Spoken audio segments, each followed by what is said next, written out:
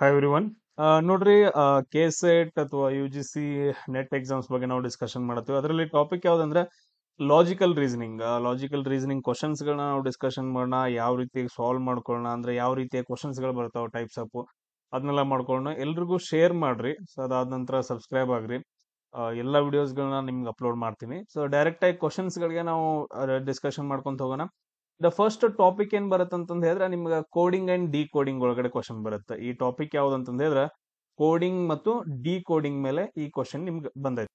ಈ ಕ್ವಶನ್ ಏನೈತಿ, ಒಂದು ಕೋಡ್ ನಲ್ಲಿ ಗಲೀಬ್ ಅಂತಂದ್ ಬರ್ದಾರೆ, GALIB ಅಂತಂದೈತೆ. ಇದನ್ನ ಏನಂತ ಬರ್ದಾರ ಅಂತಂದ್ ಹೇಳಿದ್ರೆ HBMJC ಅಂತಂದ್ ಹೇಳಿ ಬರ್ದಾರೆ. ಸೇಮ್ ಇದೇ ತರ ಬರ್ಕೋಬೇಕು. ಅದಾದ ನಂತರ ಟೈಗರ್ ಅನ್ನ ಏನಂತ ಬರೀತಾರ ಅಂತಂದ್ ಹೇಳಿ ಕ್ವಶನ್ ಕೇಳಿದಾರ. ಸಿಂಪಲ್ ಇರ್ತೈತ. ಇಲ್ಲಿ ಏನಂತಂದ್ ಹೇಳಿದ್ರೆ ನಿಮ್ಗೆ ಟ್ರಿಕ್ಸ್ ಗಳನ್ನ ನಾನು ಹೇಳ್ಕೊಡ್ತೀನಿ. ನಿಮ್ಗೆ ಎಕ್ಸ್ಟ್ರಾ ಓದ್ಬೇಕಂತಂದ್ ಹೇಳಿದ್ರೆ ವಿಡಿಯೋಸ್ ಗಳನ್ನ ಕೂಡ ನಾನು ಹಾಕ್ತೀನಿ. ಸೊ ಫಸ್ಟ್ ನಾವು ಯಾವಾಗ್ಲೂ ಈ ತರ ಕ್ವಶನ್ಸ್ ಗಳು ಕೋಡಿಂಗ್ ಅಂಡ್ ಡಿ ಕೋಡಿಂಗ್ ಬಂತು ಅಂತಂದ್ ಹೇಳಿದ್ರೆ ಪ್ಯಾಟರ್ನ್ ಯಾವ ತರ ನಾವು ಫಾಲೋ ಮಾಡ್ಕೋಬೇಕಂತಂದ್ ಹೇಳಿದ್ರೆ ಫಸ್ಟ್ ಈ ರೀತಿಯಾಗಿ ಚೆಕ್ ಮಾಡ್ಕೋಬೇಕು. ಈ ರೀತಿಯಾಗಿ ಒಂದು ಲಾಜಿಕ್ ಬರ್ಲಿಲ್ಲ ಅಂತಂದ್ ಹೇಳಿದ್ರೆ ಇದನ್ನ ಬಿಟ್ಬಿಟ್ಟು ಸೆಕೆಂಡ್ ಯಾವ ರೀತಿ ಚೆಕ್ ಮಾಡ್ಕೋಬೇಕಂದ್ರೆ ಎಂಡ್ ಟು ಎಂಡ್ ಚೆಕ್ ಮಾಡ್ಬೇಕು. ಈ ರೀತಿಯಾಗಿ ಚೆಕ್ ಮಾಡ್ಬೇಕು, ಅವಾಗ ಒಂದು ಲಾಜಿಕ್ ಬರುತ್ತೆ. ಸೊ ಇದು ಲಾಜಿಕ್ ನಿಮಗೆ ಬರ್ಲಿಲ್ಲ ಅಂತಂದ್ ಹೇಳಿದ್ರೆ ಲಾಜಿಕ್ ಯಾವ ತರ ಇರುತ್ತೆ ಅಂತಂದ್ ಹೇಳಿದ್ರೆ ಈ ರೀತಿಯಾಗಿ ಲಾಜಿಕ್ ಇರುತ್ತೆ. ಅಂದ್ರೆ ಟೋಟಲ್ ಆಗಿ 6 ವರ್ಡ್ಸ್ ಇದ್ದಾಗ, ಸೊ ಲಾಜಿಕ್ 6 ವರ್ಡ್ಸ್ ಇದ್ದಾಗ ಈ ತರ ಎರಡು ಬರ್ಲಿಲ್ಲ ಅಂತಂದ್ ಹೇಳಿದ್ರೆ ಈ ರೀತಿಯಾಗಿ ಲಾಜಿಕ್ ಇರುತ್ತೆ. ಅವ್ನ ಅಪ್ಲೈ ಮಾಡ್ಕೊಂತ ಹೋಗೋಣ. ಫಸ್ಟ್ ಒಂದು ಈ ತರ ಅಪ್ಲೈ ಮಾಡೋ ನೋಡೋಣ. ಸೊ ಡೈರೆಕ್ಟ್ ಆಗಿ ಚೆಕ್ ಮಾಡ್ಕೋದು. ಡೈರೆಕ್ಟ್ ಆಗಿ ಚೆಕ್ ಮಾಡಿದ್ರೆ ಬರೈತೆ ನೋಡ್ರಿ.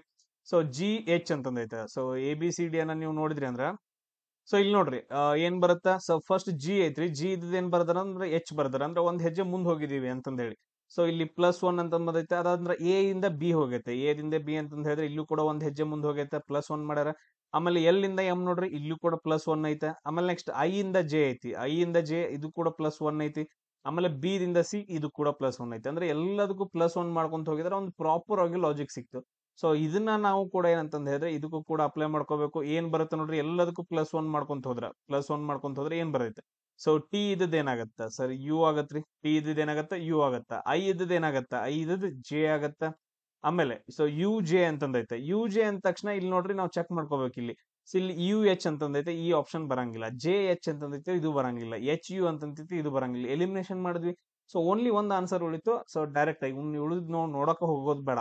ಸೊ ಇದು ನಮ್ದು ಆನ್ಸರ್ ಆಗುತ್ತೆ. ಜಿ ಇದ್ +1 ಮಾಡಿದ್ರೆ H ಆಗ್ತೈತಿ. ಆಮೇಲೆ ಇ ಇದ್ F ಆಗತ್ತ. ಆರ್ ಇದು ಎಸ್ ಆಗತ್ತ. UJHFS ಅಂತಂದ್ ಹೇಳಿ ನಮ್ದು ಆನ್ಸರ್ ಬರುತ್ತೆ.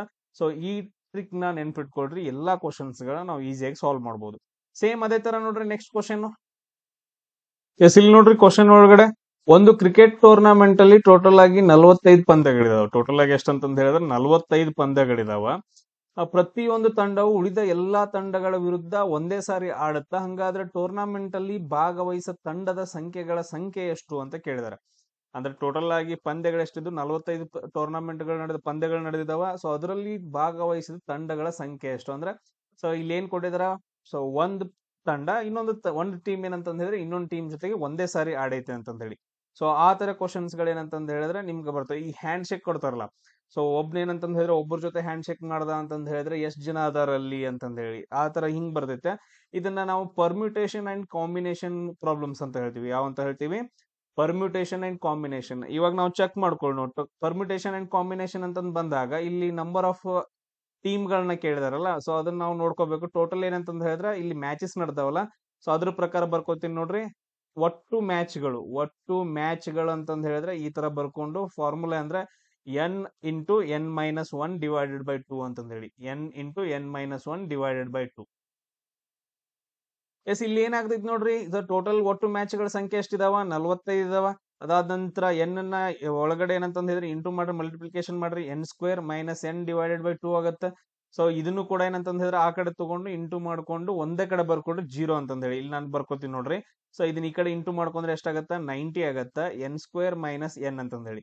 ಸೊ ನಮ್ಗೆ ಏನಂತಂದ್ ಹೇಳಿದ್ರೆ ಎಲ್ಲ ಒಂದೇ ಕಡೆ ಬರ್ಬೇಕು. n² - n ಇದು ಈ ಕಡೆ ಬಂದ್ರೆ ಏನಾಗತ್ತ, -90 ಆಗತ್ತ. =0. ಇದು ನಮ್ದು ಏನಂತಂದ್ ಹೇಳಿದ್ರೆ ಒಂದು ಇಕ್ವೇಶನ್ ಬಂತು. ಇದು ಈ ಕ್ವಾಡ್ರಾಟಿಕ್ ಇಕ್ವೇಶನ್ ನ ನಾವು ಫ್ಯಾಕ್ಟರ್ಸ್ ಗಳನ್ನಾಗಿ ಮಾಡ್ಕೊಂಡು ನಾವು ಸಾಲ್ವ್ ಮಾಡ್ಕೋಬೇಕಾಗತ್ತೆ. ಏನಂತ ಬರ್ಕೋತೀರಿ ಸರ್, ಇದ್ರ ಹಿಂದ್ಗಡೆ ಏನು ಇಲ್ರಿ. ಸೊ ಇದನ್ನ ಎರಡು ಇಂಟು ಮಾಡಿದ್ರೆ ಎಷ್ಟು ಬರ್ಬೇಕು, ಎರಡು ಸಂಖ್ಯೆಗಳನ್ನ ಇಂಟು ಮಾಡಿದ್ರೆ 90 ಬರ್ಬೇಕು. ಸೊ ಇಲ್ಲ ಅಂತಂದ್ ಹೇಳಿದ್ರೆ ಏನ್ ಬರ್ಬೇಕು, 1 ಅಂತಂದ್ ಹೇಳಿ ಬರ್ಬೇಕು. ಇದ್ರ ಹಿಂದ್ಗಡೆ ಎಷ್ಟೈತೆ, 1 ಐತೆ. ಸೊ ಅದು ಏನಂತಂದ್ ಹೇಳಿದ್ರೆ -1 ಐತೆ, -90 -90 -1. ಸೊ ಎರಡು ಫ್ಯಾಕ್ಟರ್ಸ್ ಗಳನ್ನ, ಎರಡು ಫ್ಯಾಕ್ಟರ್ಗಳು ಅಥವಾ ಎರಡು ನಂಬರ್ ಗಳನ್ನ ಸೊ ನೀವು ಏನ್ ಮಾಡಿದ್ರೆ ಇಂಟು ಮಾಡಿದ್ರೆ 90 ಬರ್ಬೇಕು. ಇಂಟು ಮಾಡಿದ್ರೆ 90 ಅಂತಂದ್ ಹೇಳಿದ್ರೆ ನಾವ್ ಏನಂತ ತಗೊಂತೀವಿ, 10 ಮತ್ತು 9 ಅಂತ ತಗೊಂತೀವಿ.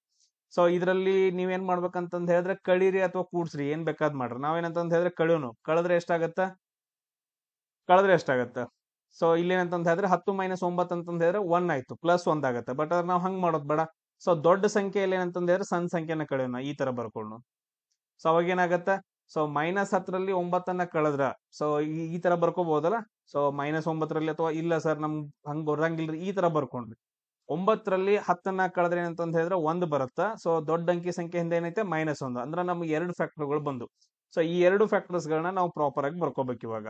ಸೊ ಯಾವ ತರ ಬರ್ಕೊಂತೀವಿ, ಸೊ ಬರ್ಕೊಡ್ರಿ. ಇಲ್ಲಿ ಲಾಸ್ಟ್ ಫಸ್ಟ್ ಏನೈತಲ್ಲ ಆ ವರ್ಡ್ ಇದ್ ಸಂಖ್ಯೆನ ಹಂಗ ಬರ್ಕೋಬೇಕು. n² ಆಯ್ತು, ಮೈನಸ್ ಇದನ್ನ ನಾವು ಫ್ಯಾಕ್ಟರೈಸೇಷನ್ ಮಾಡತ್ತೀವಲ್ಲ, ಈ ವರ್ಡ್ ಅನ್ನ ಫ್ಯಾಕ್ಟರೈಸೇಷನ್ ಮಾಡತ್ತೀವಿ. ಎರಡು ವರ್ಡ್ ಬಂದವ. ಸೊ 9n - 10n ಅಂತಂದ ಹೇಳಿ. ಸೊ ಇದು 9n ಆಗಂಗಿಲ್ಲ, -9 ಅಲ್ಲ, +9n -10n. ಅದಾದ ನಂತರ -90 = 0 ಆಗತ್ತೆ. ಈ ಎರಡು ಸಂಖ್ಯೆಗಳನ್ನ ನೋಡಿದಾಗ ಯಾವ್ದು ಕಾಮನ್ ಐತಿ, n ಕಾಮನ್ ಐತೆ. ಅದಾದ ನಂತರ n ಉಳಿತಿಲ್ಲಿ, ಅದಾದ ನಂತರ ಇಲ್ಲಿ ಎಷ್ಟು ಉಳಿತು, 9 ಉಳಿತು. ಆಮೇಲೆ ನೆಕ್ಸ್ಟ್ ನೋಡ್ರಿ, ಇಲ್ಲಿ 10 ಕಾಮನ್ ಐತೆ ಇವೆರಡರಲ್ಲಿ. ಸೊ ಅಂದ್ರೆ ಏನ್ ಉಳಿತು, n + 9 ಉಳಿಯುತ್ತೆ. ಸೊ ಈಗ ನೋಡ್ರಿ n - 10 = 0 ಆಗತ್ತಾ. ಇವೆರಡು ಕಾಮನ್ ತಗೊಂಡ್ರೆ n + 9 = 0 ಆಗತ್ತೆ. ಸೊ n = 10 ಅಂತಂದ್ ಬಂತು, n = -9 ಅಂತ ಬಂತು. ಆನ್ಸರ್ ಯಾವಾಗ ನಾವ್ ಏನ್ ತಗೋಬೇಕು, ಪಾಸಿಟಿವ್ ನಂಬರ್ ತಗೋಬೇಕು. ಅಂದ್ರೆ ಟೋಟಲ್ ಆಗಿ 10 ಟೀಮ್ಗಳು. ಸೊ ಈ ರೀತಿಯಾಗಿರೋ ಕ್ವಶನ್ಸ್ ಗಳು ನಿಮ್ಗೆ ಬರ್ತಾವ. ಈಸಿ ಐತೆ, ಒಂದ್ಸರಿ ಕಲ್ತ್ಕೊಂಡ್ರಿ ಅಂತಂದ್ ಹೇಳಿದ್ರೆ ಆರಾಮಾಗಿ ಸಾಲ್ವ್ ಮಾಡ್ಕೋಬಹುದು. ನೆಕ್ಸ್ಟ್ ಕ್ವಶನ್ ನೋಡ್ರಿ. ಎಸ್, ನೆಕ್ಸ್ಟ್ ಕ್ವಶನ್ ನೋಡ್ರಿ. ಈ ಕ್ವಶನ್ ನೋಡಿದ ತಕ್ಷಣ ನಮ್ಗೆ ಏನಂತ ಹೇಳ್ತೀವಿ ಅಂದ್ರೆ ನಂಬರ್ ಸೀರೀಸ್ ಮೇಲೆ ಐತೆ ಅಂತ ಹೇಳಿ. ಕ್ವಶನ್ ಯಾವ್ದ್ರ ಮೇಲೆ ಬರ್ತೈತೆ, ನಂಬರ್ ಸೀರೀಸ್ ಮೇಲೆ ಬಂದೈತೆ. ಏನಂತಂದೈತಿ, 40, ಆಮೇಲೆ 120, ಆಮೇಲೆ 60, 180, ಅದಾದ ನಂತರ ನೆಕ್ಸ್ಟ್ 90 ಅಂತಂದೈತೆ. ಇಲ್ಲಿ ಗ್ಯಾಪ್ ಐತಿ. ಅದಾದ ನಂತರ 135 ಅಂತಂದೈತೆ. ಇಲ್ಲಿ ನಿಮಗೆ ಟ್ರಿಕ್ ಏನಂತಂದ್ ಹೇಳಿದ್ರೆ, ಇವಾಗ ನೋಡ್ರಿ, ಈಗ ಸಡನ್ ಆಗಿ ಏನಪ್ಪಾ ಅಂತಂದ್ ಹೇಳಿದ್ರೆ ಇನ್ಕ್ರೀಸ್ ಆಗೈತಿ. ಇಲ್ಲಿ ಸಡನ್ ಆಗಿ ಡಿಕ್ರೀಸ್ ಆಗೈತೆ. ಸಡನ್ ಆಗಿ ದೊಡ್ಡ ದೊಡ್ಡ ಸಂಖ್ಯೆಗಳು ಅಂದ್ರೆ 50 ಮ್ಯಾಲ ಈ ತರ ಎಲ್ಲಾದ್ರೂ ಸಡನ್ ಆಗಿ ಇನ್ಕ್ರೀಸ್ ಆಗೋದು, ಹೆಚ್ಚಾಗೋದ, ಕಮ್ಮಿ ಆಗೋದು ಮಾಡುದು ಅಂತಂದ್ ಹೇಳಿದ್ರೆ ನೀವು ಅಲ್ಲಿ ಏನ್ ಮಾಡ್ಬೇಕು, ಇಂಟು ಅಥವಾ ಡಿವೈಡೆಡ್ ಬೈ ಮಾಡ್ಬೇಕು ಯಾವ್ದಾದ್ರು ನಂಬರ್ ಇಂದ.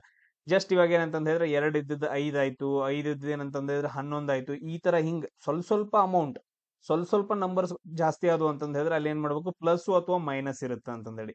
ಸೊ ಇದನ್ನ ನೀವು ನೆನ್ಪಿಟ್ಕೋಬೇಕು. ಅದಾದ ನಂತರ ಸರ್ ಒಮ್ಗೆ ರೀ, ಸರ್ 200 ಗಂಟ್ಲೆ ರೀ, ಸೊ 200, 300 ಜಾಸ್ತಿ ಆಗತ್ತಿತ್ತು ಅಂತಂದ್ ಹೇಳಿದ್ರ ಅವಾಗ ಏನ್ ಮಾಡ್ಕೋಬೇಕು, x² ಅಥವಾ x³ ಮಾಡ್ಕೋಬೇಕು. ಈ ಟ್ರಿಕ್ ನ ನೆನ್ಪಿಟ್ಕೊಡ್ರಿ, ನಿಮ್ಗೆ ಈಸಿಯಾಗಿ ಬರುತ್ತೆ. ಇಲ್ಲಿ ಏನೈತ್ರಿ, ಸರ್ ಇದು ಮೀಡಿಯಂ ಆಗಿ ಜಾಸ್ತಿ ಆಗೈತ್ರಿ, ಸ್ವಲ್ಪ ಅಂತ ಅಲ್ರಿ, ಸ್ವಲ್ಪ ಅಂತಂದ್ ಹೇಳಿದ್ರೆ ಪ್ಲಸ್ ಮೈನಸ್ ಮಾಡ್ಕೋಬೇಕು. ಸೊ ಇಲ್ಲೇನಂತಂದ್ ಹೇಳಿದ್ರೆ ಒಂದ್ ಮೀಡಿಯಂ ಆಗಿ, ಸೊ ಸ್ವಲ್ಪ ಮೀಡಿಯಂ ಹೆವಿ ಅಂತ ಅನ್ಕೊಳ್ಳೋಣ. ಸೊ ಇಲ್ಲೇನ ಮೀಡಿಯಂ ಆಗೈತೆ. ನಾವು ಏನಂತಂದ್ ಹೇಳಿದ್ರೆ ಇದಕ್ಕೆ ಯಾವ್ದಾದ್ರು ಒಂದು ಇಂಟು ಮಾಡ್ಕೊಳ್ರಿ. ಸೊ 40ಕ್ಕೆ ಯಾವ್ದನ್ನ ಇಂಟು ಮಾಡಿದ್ರೆ 120 ಬರುತ್ತೆ ಸರ್, ಇಂಟು 3 ಮಾಡಿದ್ರೆ 120 ಬರುತ್ತೆ. ಅದಾದ ನಂತರ 120 ಆದ ನಂತರ ನೆಕ್ಸ್ಟ್ ಸಡನ್ ಆಗಿ 60 ಕಮ್ಮಿ ಆಗೈತ್ರಿ. 60 ಕಮ್ಮಿ ಆಗತ್ತಂತಂದ್ ಹೇಳಿದ್ರೆ ಇಲ್ಲಿ ಏನ್ ಮಾಡ್ಬೇಕು, ಸೊ ನೋಡಿ 120 60 ಬರ್ಬೇಕಂತಂದ್ ಹೇಳಿದ್ರೆ ಡಿವೈಡೆಡ್ ಬೈ 2 ಮಾಡ್ತೀವಿ. ಡಿವೈಡೆಡ್ ಬೈ ಏನಂತಂದ್ರೆ 2 ಮಾಡಿದಾಗ 60 ಬಂತು. ಸೊ ನೆಕ್ಸ್ಟ್ ನೋಡಿ ಲಾಜಿಕ್ ಅನ್ನು ಹಿಡಿಬೇಕಲ್ಲ, ಇಂಟು 3 ಡಿವೈಡೆಡ್ ಬೈ 2 ನ ಮಾಡ್ಬೇಕಂತಂದ್ ಹೇಳಿ. 60 ಇದ್ದು 180 ಆಗೈತೆ ಸರ್, 60 ಇದ್ದು 180 ಆಗೈತೆ, ಹೆಚ್ಚಾಗೈತೆ. ಇಲ್ಲಿ ಏನ್ ಲಾಜಿಕ್ ಯೂಸ್ ಮಾಡೋ ಅದನ್ನ ಯೂಸ್ ಮಾಡಕ್, ಇಂಟು 3 ಮಾಡೋ ಬರುತ್ತೆ ನೋಡ್ರಿ. Correct answer 60 × 3 180. ಅದಾದ ನಂತರ ಇಲ್ಲಿ ನೋಡ್ರಿ, ಸೊ 180 90 ಆಗೈತೆ, ಡಿವೈಡೆಡ್ ಬೈ 2. ಓಕೆ, ಇಲ್ಲೇನ್ ಮಾಡ್ಬೇಕು ಹಂಗಾದ್ರೆ, ಇಂಟು 2 ಮಾಡ್ಬೇಕು, ಸಾರಿ ಇಂಟು 3 ಮಾಡ್ಬೇಕು. ಸೊ ಇಲ್ಲಿ ಎಷ್ಟು ಬರ್ತೈತಿ, 270 ಬರುತ್ತೆ. 90 × 3 ಅಂತಂದ್ ಹೇಳಿದ್ರೆ 270. ಕನ್ಫರ್ಮ್ ಮಾಡ್ಕೊಡ್ರಿ, ಡಿವೈಡೆಡ್ ಬೈ 2 ಮಾಡಿ 135 ಬರುತ್ತೆ. ಸೊ ನಮ್ದು ಆನ್ಸರ್ 270. ಈ ಟ್ರಿಕ್ ನ ನೀವ್ ಯಾವಾಗ್ಲೂ ನೆನ್ಪಿಟ್ಕೋಬೇಕು, 100% ಯೂಸ್ ಆಗತ್ತೆ. ಸೊ ನಾನ್ ಹೇಳ್ತಾ ಇರೋದು ನಾನ್ ಮಾಡಿರೋ ಟ್ರಿಕ್ಸ್ ಗಳು ಕೆಲವೊಂದು. ಸೊ ತುಂಬಾ ಈಸಿಯಾಗಿ ವರ್ಕ್ ಆಗತ್ತ, ಆರಾಮಾಗಿ ಪ್ರಿಪೇರ್ ಆಗಿ. ಸೊ ಇದು ಮೊದ್ಲು ಎಲ್ರಿಗೂ ಶೇರ್ ಮಾಡ್ರಿ. ಆಮೇಲೆ ನೆಕ್ಸ್ಟ್ ಕ್ವಶನ್ ನೋಡ್ರಿ. ಸೊ ಈ ಕ್ವಶನ್ ಯಾವ್ದ್ರ ಮೇಲೆ ಐತೆ ಅಂತಂದ್ ಹೇಳಿದ್ರೆ ನಂಬರ್ ಸಿಸ್ಟಮ್ ಮೇಲೆ ಐತೆ, ನಂಬರ್ ಸಿಸ್ಟಮ್ ಮೇಲೆ. ಸೊ ಅದ್ರ ಬಗ್ಗೆ ನಾವು ನೋಡ್ಕೊಂಡು ಅಂದ್ರೆ ಮಲ್ಟಿಪ್ಲಿಕೇಶನ್ಸ್, ಆಮೇಲೆ ಪ್ಲಸ್ ಮೈನಸ್, ಆಮೇಲೆ ನ್ಯಾಚುರಲ್ ನಂಬರ್ಸ್ ಇವು ಈ ತರ ಬರ್ತಾವಲ್ಲ, ಪ್ರೈಮ್ ನಂಬರ್ಸ್ ಇವು. ಸೊ ಅಂತದ್ರಲ್ಲಿ ಬರುವಂತಹ ಒಂದು ಕಾನ್ಸೆಪ್ಟ್ ನಂಬರ್ ಸಿಸ್ಟಮ್ ಮೇಲೆ. ಇಲ್ಲಿ ಏನ್ ಕೊಟ್ಟಿದಾನ, 1 ರಿಂದ 45 ತನಕ ಬೆಸ ಸಂಖ್ಯೆಗಳು ಬರ್ಬೇಕು, 3ರಿಂದ ಅರೇಂಜ್ ಆಗಿರ್ಬೇಕು, ಅಂದ್ರೆ ಹಂಚಿಕೆ ಆಗಿರ್ಬೇಕು. ಸೊ 3 ಮಲ್ಟಿಪ್ಲಿಕೇಶನ್ ಅಂತಂದ್ ಹೇಳಿದಾರೆ. ಎಷ್ಟು ತನಕ, 45 ತನಕ. ಟ್ರೈ ಮಾಡ್ರಿ, ಬರ್ಕೊಡ್ರಿ ಮೊದಲು ನೋಡು.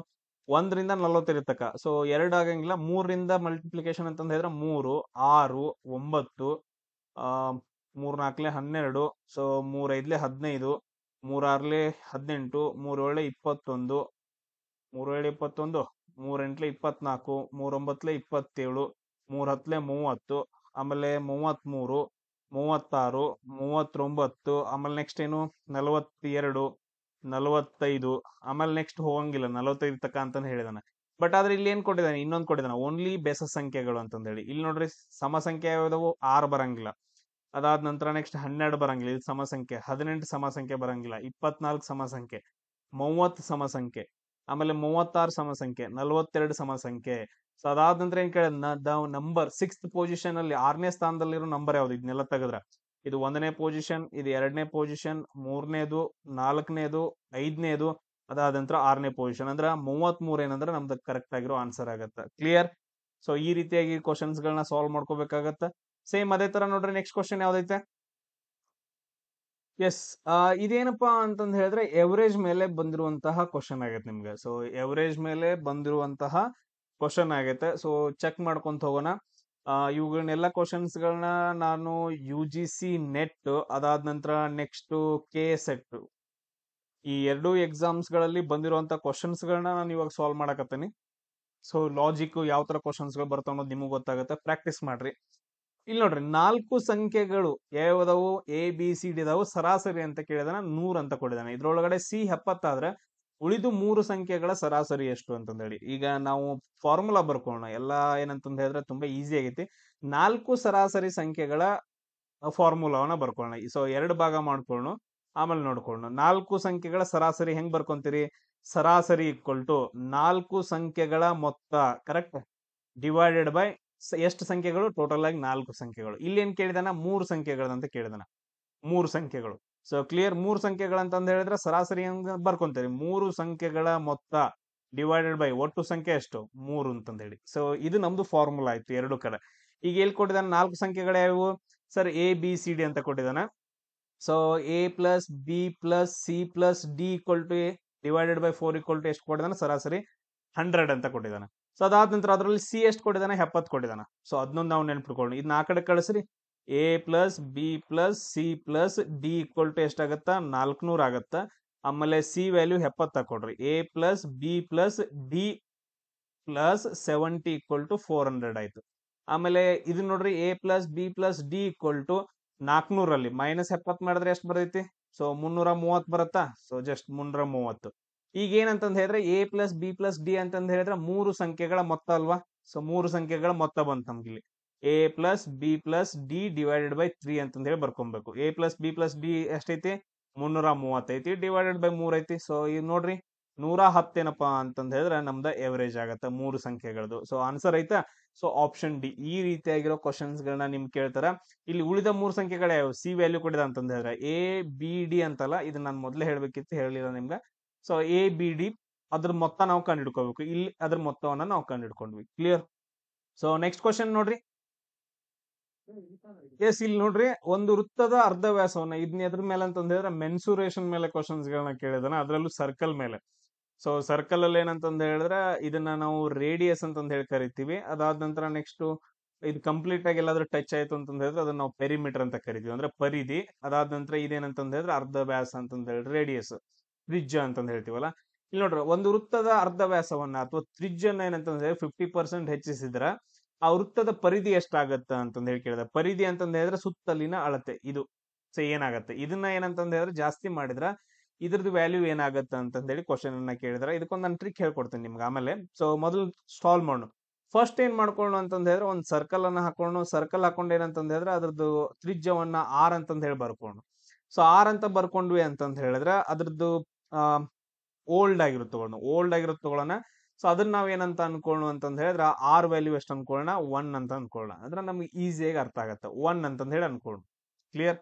ಸೊ 1 ಅಂತಂದ್ ಅನ್ಕೊಂಡ್ರಿ ಅಂತಂದ ಹೇಳಿದ್ರೆ, ಅಥವಾ 10 ಅಂತಂದ್ ಅನ್ಕೊಳ್ರಿ, ನಿಮಗ್ ಬಿಟ್ಟಿದ್ದು. ಸೊ 10 ಅಂತಂದ್ ಅನ್ಕೊಳ್ರಿ, ಈಸಿಯಾಗಿ ಕ್ಯಾಲ್ಕುಲೇಷನ್ ಆಗುತ್ತೆ. ಸೊ 10 ಅನ್ಕೊಂಡ್ರ ಈಗ ಪರಿಧಿಯನ್ನ, ಪೆರಿಮೀಟರ್ ಅಂತಂದ್ ಹೇಳ್ತೀವಿ, ಅದ್ರ ಫಾರ್ಮುಲಾ ಏನಂತಂದ ಹೇಳಿದ್ರೆ 2πr. ಸೊ 2πr ಅಂತಂದ್ ಹೇಳಿದ್ರೆ ವ್ಯಾಲ್ಯೂ ಹಾಕ್ರಿ, 2 π ವ್ಯಾಲ್ಯೂ ಹಂಗ ಇಡ್ರಿ, R ವ್ಯಾಲ್ಯೂ ಎಷ್ಟೈತಿ, 10 ಐತಿ. ಸೊ ಟೋಟಲ್ ಆಗಿ ಎಷ್ಟಾಯ್ತು, 20π ಅಂತಂದಾಯ್ತು. So ಇದೇನಾಯ್ತಿದು, so ಹಳೇದಿದು. ಇವಾಗ ಏನ್ ಮಾಡೋಣ ಅಂತಂದ ಹೇಳಿದ್ರೆ ಇದನ್ನ R ಏನೈತಿಲ್ಲ ಇದನ್ನ 50% ಜಾಸ್ತಿ ಮಾಡ್ಕೊಂಡ್ರೆ, 50% ಅಂತಂದ ಹೇಳಿದ್ರೆ ಎಷ್ಟು, 5 ಜಾಸ್ತಿ ಮಾಡ್ಕೋಬೇಕು. ಸೊ ಅದ್ರ ಅರ್ಧ, 50% ಅಂದ್ರೆ ಅರ್ಧ ಅಲ್ಲ. ಸೊ ಟೋಟಲ್ ಹೊಸ R ವ್ಯಾಲ್ಯೂ ಎಷ್ಟಾಗತ್ತೆ ಸರ್, ಹೊಸ R ವ್ಯಾಲ್ಯೂ ಎಷ್ಟಾಗತ್ತೆ ಅಂದ್ರೆ 15 ಆಗತ್ತೆ. ಸೊ ಇವಾಗ ಟ್ರೈ ಮಾಡ್ರಿ. ಫಾರ್ಮುಲಾದಲ್ಲಿ 2 into 15 into pi. So total ಆಗಿ ಎಷ್ಟಾಯ್ತು? 15 35 ಆಯ್ತು. ಇದು ಹೊಸದು. ನಾವ್ ಇವಾಗ ನಮ್ಗೇನ್ ಕೇಳಿದಾನ? ಪರ್ಸೆಂಟೇಜ್ ಕೇಳಿದಾನ, ಪೆರಿಮೀಟರ್ ಅಲ್ಲಿ ಪರ್ಸೆಂಟೇಜ್ ಕೇಳಿದಾನ. ಸೊ ಪರ್ಸೆಂಟೇಜ್ ಈಕ್ವಲ್ ಟು ನಾವೇನ್ ಹೇಳ್ತೀವಿ? ಸೊ ಹೊಸ ಪರಿಧಿ ಮೈನಸ್ ಹಳೆ ಪರಿಧಿ ಡಿವೈಡೆಡ್ ಬೈ ನಾವೇನ್ ಮಾಡ್ಬೇಕು? 100 ಮಾಡ್ಬೇಕು. ಸೊ ಇದೇನಂತಂದ್ ಹೇಳಿದ್ರೆ ಇಲ್ಲಿ ಫಾರ್ಮುಲಾ ಒಂದ್ ಸ್ವಲ್ಪ ರಾಂಗ್ ಆಗಿತ್ತಿರ್ರಿ. ಇದನ್ನ ಫಾರ್ಮುಲಾ ಕರೆಕ್ಟ್ ಆಗಿ ಹೇಳ್ಬಿಡ್ತೀನಿ ನಿಮ್ಗ. ಸೊ ಇಲ್ಲೇನಂತಂದ್ ಹೇಳಿದ್ರೆ ವ್ಯತ್ಯಾಸ, ಪರಿಧಿಯಲ್ಲಿ ಆದಂತಹ ವ್ಯತ್ಯಾಸ ಡಿವೈಡೆಡ್ ಬೈ ಹಳೆ ಪರಿಧಿ ಅಂತಂದ್ ಹೇಳ್ತೀವಿ. ಇಂಟು 100 ಮಾಡಿದ್ವಿ ಅಂತಂದ್ ಹೇಳಿದ್ರೆ ನಮ್ಗೆ ಆನ್ಸರ್ ಬರುತ್ತೆ. ಸೊ ಏನ್ ಡಿಫರೆನ್ಸ್ ಇರುತ್ತಲ್ಲ ಆ ಡಿಫರೆನ್ಸ್, ಆಮೇಲೆ ಹಳೆ ಪರಿಧಿಗೆ ಅದನ್ನ ಕಂಪೇರ್ ಮಾಡ್ಬೇಕು. ಹಳೆ ಪರಿಧಿಗಿಂತ ಜಾಸ್ತಿ ಆಗಿದ್ದಲ್ಲ, ಹಳೆ ಪರಿಧಿ ಕಂಪೇರ್ ಮಾಡಿ ಇಂಟು 100 ಮಾಡ್ಬೇಕು, ನಮ್ಗೆ ಪರ್ಸೆಂಟೇಜ್ ಬರುತ್ತೆ. ಸೊ ವ್ಯತ್ಯಾಸ ಎಷ್ಟು ನೋಡ್ರಿ, 30 ಪೈ ಒಳಗಡೆ 20 ಪೈ ಕಳೆದ್ರೆ 10 ಪೈ ಉಳಿತು. ಡಿವೈಡೆಡ್ ಬೈ, ಸೊ ಹಳೇದ್ ಎಷ್ಟೈತೆ? 20 ಪೈ ಐತೆ. ಹಳೇದ್ ಎಷ್ಟೈತಿ? 25 ಐತೆ. ಅದಾದ ನಂತರ ಇಂಟು 100. ಸೊ ಇದು ಏನಾಗತ್ತೆ ನೋಡ್ರಿ, ಈ ಪೈ ಕ್ಯಾನ್ಸಲ್, ಈ ಪೈ ಕ್ಯಾನ್ಸಲ್, ಈ ಜೀರೋ ಕ್ಯಾನ್ಸಲ್, ಈ ಜೀರೋ ಕ್ಯಾನ್ಸಲ್, 2 ಒಂದ್ಲೆ 2 ಐದ್ಲೆ. ಅಂದ್ರೆ ಟೋಟಲ್ ಆಗಿ 50% ಏನಪ್ಪಾ ಅಂತಂದ್ ಹೇಳಿದ್ರೆ ಜಾಸ್ತಿ ಆಗುತ್ತೆ. ನಮ್ದು ಆನ್ಸರ್ 50%. ಸೊ ಇಲ್ಲಿ ನಿಮ್ಗ ರೇಡಿಯಸ್ ಅದಾದ ನಂತರ ಪೆರಿಮೀಟರ್, ಸೊ ಇಲ್ಲಿ ಏನಾದ್ರು ವ್ಯತ್ಯಾಸ ಕೇಳಿದ್ರೆ ಪರ್ಸೆಂಟೇಜ್ ಕೊಟ್ಟ ಅಂತಂದ್ ಹೇಳಿದ್ರೆ ಇಲ್ಲಿ 20% ಇನ್ಕ್ರೀಸ್ ಮಾಡ್ಯಾವ ಅಂತಂದ್ ಹೇಳಿದ್ರೆ ಪರಿಧಿ ಕೂಡ ಎಷ್ಟಾಗತ್ತೆ? 20% ಜಾಸ್ತಿ ಆಗತ್ತೆ. ಅಂದ್ರೆ ಯಾಕಂದ್ರೆ ಡೈರೆಕ್ಟ್ಲಿ ಪ್ರಪೋರ್ಷನಲ್ ಇರ್ತಾವ. ಸರ್ ಈ 150% ಜಾಸ್ತಿ ಆಗೈತಿ ರೇಡಿಯಸ್ ಅಂತಂದ್ ಹೇಳಿದ್ರೆ ಇಲ್ಲಿ ಎಷ್ಟಾಗತ್ತೆ? 150% ಏನಂತಂದ್ ಹೇಳಿದ್ರೆ ಜಾಸ್ತಿ ಆಗತ್ತ. ಸೊ ಅವೇನಂತಂದ್ ಹೇಳಿದ್ರೆ ಎರಡು ಡೈರೆಕ್ಟ್ಲಿ ಪ್ರಪೋರ್ಷನಲ್ ಇರ್ತಾವ. ಇಲ್ಲಿ ಏನ್ ಕೊಟ್ಟಿರ್ತಾನ ಅದೇ ಆನ್ಸರ್ ನಿಮ್ಗೆ ಜಾಸ್ತಿ ಆಗಿದ್ದು ಬರ್ತೈತೆ. ಇದು ಸರ್ಕಲ್ ಒಳಗಡೆ ಅದ್ರಲ್ಲೂ ಏನಂತಂದ್ ಹೇಳಿದ್ರೆ ರೇಡಿಯಸ್ ಮತ್ತು ಪೆರಿಮೀಟರ್ ಅಂತ ಕೊಟ್ಟಾಗ, ಸೊ ಅಲ್ಲಿ ಏನ್ ಕೊಟ್ಟಿರ್ತಾನ ಕ್ವಶನ್ ಅಲ್ಲಿ ರೇಡಿಯಸ್ದು ಸೇಮ್ ಅದೇ ಪೆರಿಮೀಟರ್ ಆಗಿರ್ತೈತಿ. ಸೊ ನೆಕ್ಸ್ಟ್ ಕ್ವಶನ್ ನೋಡ್ರಿ. ಸೊ ಈ ಕ್ವಶನ್ ನೋಡ್ರಿ ನಿಮ್ಗೆ ಏನಂತಂದ್ ಹೇಳಿದ್ರೆ ಸ್ಟೇಟ್ಮೆಂಟ್ಸ್ ಮೇಲೆ ಬರುತ್ತೆ, ಸ್ಟೇಟ್ಮೆಂಟ್ಸ್ ಗಳ ಮೇಲೆ ಬರುತ್ತೆ. ಇಲ್ಲಿ ಕನ್ನಡದಲ್ಲಿ ಏನಂತಂದ್ ಹೇಳಿದ್ರೆ ನಂಗೆ ಪ್ರಾಪರ್ ಆಗಿ ಟ್ರಾನ್ಸ್ಲೇಷನ್ ಆಗ್ಲಿಲ್ಲ. ಸೊ ಅದಕ್ಕೋಸ್ಕರ ಆಪ್ಷನ್ಸ್ ಗಳಾಗ್ಲಿಲ್ಲ. ಅದಕ್ಕೆ ಇಲ್ಲಿ ನೋಡ್ರಿ, ಸಮ್ ಮೆನ್ ಆರ್ ಹಾನೆಸ್ಟ್ ಅಂತಂದೈತೆ. ಸಮ್ ಮೆನ್ ಅಂತಂದ್ ಹೇಳಿದ್ರೆ ಕೆಲವು ಗಂಡಸ್ರೇನಪ್ಪಾ ಅಂತಂದ್ ಹೇಳಿದ್ರೆ ಹಾನೆಸ್ಟ್ ಆಗಿದಾರ ಅಂತಂದ್ ಹೇಳಿ. ಸೊ ಅದೇನಂತಂದ್ ಹೇಳಿದ್ರೆ ಕೆಲವು ಗಂಡಸ್ರೇನಪ್ಪಾ ಅಂತಂದ್ ಹೇಳಿದ್ರೆ ಹಾನೆಸ್ಟ್ ಆಗಿದಾರ. ಅದನ್ನ ಏನ್ ಕೊಟ್ಟಿದಾರ ಅಂತಂದ್ ಹೇಳಿದ್ರೆ ಫಾಲ್ಸ್ ಅಂತ ಕೊಟ್ಟಿದಾರ. ಅದು ವಾಕ್ಯ ಏನಂತಂದ್ ಹೇಳಿದ್ರೆ ತಪ್ಪು ಅಂತ ಕೊಟ್ಟಿದಾನ. ಹಂಗಾದ್ರ ಸೊ ಇವಾಗ ಒಂದೊಂದಾಗಿ ಚೆಕ್ ಮಾಡ್ಕೊಂತ ಹೋಗೋನು. ಆಲ್ ಮೆನ್ ಆರ್ ಹಾನೆಸ್ಟ್ ಅಂತ ಆಗತ್ತಾ? Some men are not honest ಅಂತಂದ ಇದೆ. ಅಂದ್ರೆ ಅದು ವಾಕ್ಯನ ತಪ್ಪೈತೆ. ಈಗೇನಪ್ಪಾ ಅಂತಂದ್ ಹೇಳಿದ್ರೆ ಇದನ್ನ ತಗೊಳ್ಳೋಣ, ಇದ್ ಸರ್ಕಲ್ ತಗೋಣ. ಈ ಸರ್ಕಲ್ ಒಳಗಡೆ ಏನಪ್ಪಾ ಅಂತಂದ್ ಹೇಳಿದ್ರ ಇದ್ರಲ್ಲಿ ಕೆಲವು ಜನ ಏನಪ್ಪಾ ಅಂತಂದ್ ಹೇಳಿದ್ರೆ ಹಾನೆಸ್ಟ್ ಇದಾರ ಅಂತಂದ್ ಹೇಳಿ ವಾಕ್ಯವನ್ನು ಕೊಟ್ಟಿದ್ರೆ ಅದು ತಪ್ಪು ಅಂತಂದ್ ಹೇಳಿ. ಅಂದ್ರೆ ಇದ್ರಲ್ಲಿ ಏನಂತಂದ್ ಹೇಳಿದ್ರೆ ಎಷ್ಟೋ ಜನ ಹಾನೆಸ್ಟ್ ಇಲ್ಲ ಅನ್ನಂಗಲ್ಲ. ಸೊ ಹಂಗಾದ್ರೆ ಆಲ್ ಮೆನ್ ಆರ್ ಹಾನೆಸ್ಟ್ ಅಂತಂದ್ ಬರುತ್ತಾ? ಇಲ್ರಿ ಸರ ಕೆಲವು ಜನ ಏನಂತಂದ್ ಹೇಳಿದ್ರೆ ಹಾನೆಸ್ಟ್ ಇಲ್ರಿ ಅದ್ರೊಳಗೆ ಕೊಟ್ಟಾರ ಸ್ಟೇಟ್ಮೆಂಟ್.